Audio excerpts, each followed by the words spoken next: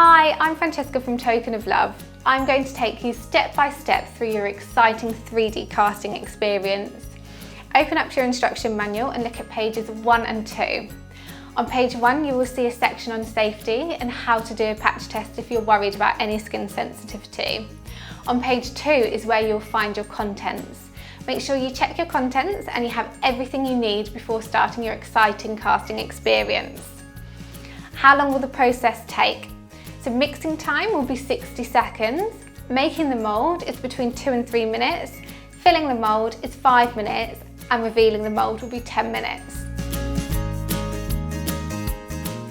Mixing can be a little messy, so work in a kitchen or somewhere you have a white clean floor.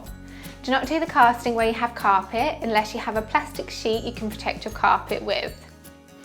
It is a good idea to have a table or work surface so you can mix and have your ingredients laid out. Make sure you and your baby are wearing messy clothes. If you have a helper and they're not wearing messy clothes, you can simply pop a plastic bin bag over their lap in case any casting gel drips. It may be a good idea for the person mixing the casting gel to wear an apron. Rub the baby's foot with the petroleum jelly all over, slightly up the leg and over the ankle. Make sure you get between those cute little toes. The most important part of casting is that the parent or carer and baby are both as comfortable as possible. Make sure the baby is in a position where their foot can dangle down vertically without any obstruction.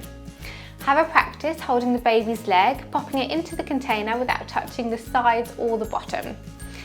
Some babies can have a strong kick, so make sure you've got a good sturdy grip on the baby's leg to reduce any movement. Cast your baby while they're sleeping. Cast your baby while they're feeding. Bottle or breastfeeding is fine. For older babies, give them a snack they can hold and focus on. We live in a generation of smartphones, so use them. Pop their favourite nursery rhyme or programme on and set it up so that they can see it. If the baby is unhappy in a seated position, which sometimes does happen if babies suffer from wind or tummy problems, try standing up. Just make sure you have a good, comfortable position for you and the baby. You have 3 foot containers. One container will be used to measure out the casting gel powder and the other 2 will be used to fill with water and are what you will take your moulds in. The mixing ratios will be 1 full container of water and a half full containing a casting gel powder. Pour the water into your mixing bowl, add half of the casting gel powder and mix for 30 seconds. Then add the remaining powder and mix for a further 30 seconds.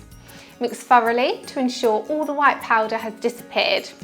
The casting gel powder will be a bright pink with a slightly lumpy, thick consistency. Quickly pour all the casting gel into the moulding container. As the casting gel begins to set, it will go from a bright pink to a lighter pink, and once fully set it will turn grey-white colour. If you see the casting gel changing to a lighter pink and you're still mixing, speed up and get the baby's foot into the container. Take the baby's foot as you practiced earlier. Keep a firm grip and don't let go. Pop your baby's foot into the container of casting gel. Lower the foot until it's completely submerged, including any wriggly toes. Make sure you keep checking the foot is not touching the bottom or sides. If your baby is awake, keep them entertained and as still as possible.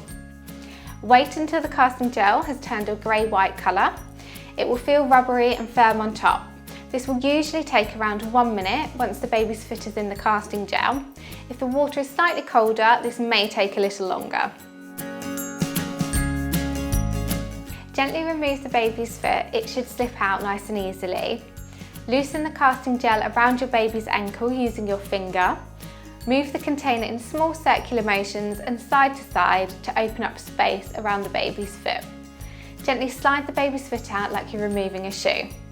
Pop the mould to one side and clean the baby's foot. Make sure you're wearing your gloves for this part. Fill your jug or mixing bowl with cold water. Empty one of your bags into the water. Make sure the powder is spread nice and evenly. Leave the water to soak into the casting stone plaster for 1 minute. You can now start mixing using both gloved hands. Make sure all the lumps have gone and your stone plaster mixture is nice and smooth. When I'm filling my moulds, I always think of it as if I'm pouring a glass of Coke or a pint of beer to avoid fizz. Start with the container at an angle, tilted slightly with the toes pointing downwards. Pour 25% of the mixture into the mould and run it down the ankle. Gently tap the bottom of the container for 15 seconds, keeping it at an angle all time with those toes pointing downwards. Add a further 25% of the mixture again with the container at an angle and firmly tap the sides and the bottom of the container for around 30 seconds. That just helps all those air bubbles rise to the top. Top up the mould until it's full and continue tapping the sides and bottom until the mixture starts to thicken. Once the casting stone plaster has thickened, simply leave it to one side. Gently tap the bottom of the container and flex the sides until your mould slides out. If you're struggling to get your mould to come out, use a butter knife and gently run it around the edge between the mould and the container. Be careful though not to pierce any of your mould anywhere. Gently break the mould using your fingers and break off small bits at a time rather than large chunks. If you have a craft knife to hand, this can make it easier to remove small parts of your mould. Be careful to avoid fingers at all times though. It is easy to break fragile parts such as toes, so take extra care around this area. If any parts do break, they can simply be reattached with super glue once the castings are fully dry. For any mould that's stuck between those cute little toes or hard to reach places, we have included a wooden cleaning tool to help pick these out. On page 9 of your instruction manual, you have full instructions on how to finish your masterpiece.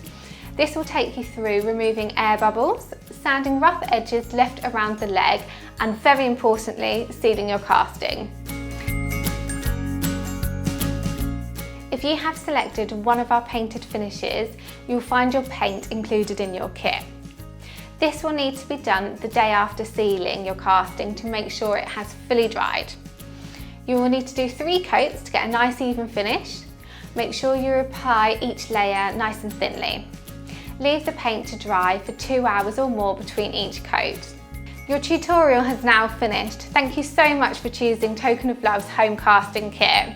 We really hope you've enjoyed your casting experience and we cannot wait to see photos of your finished pieces.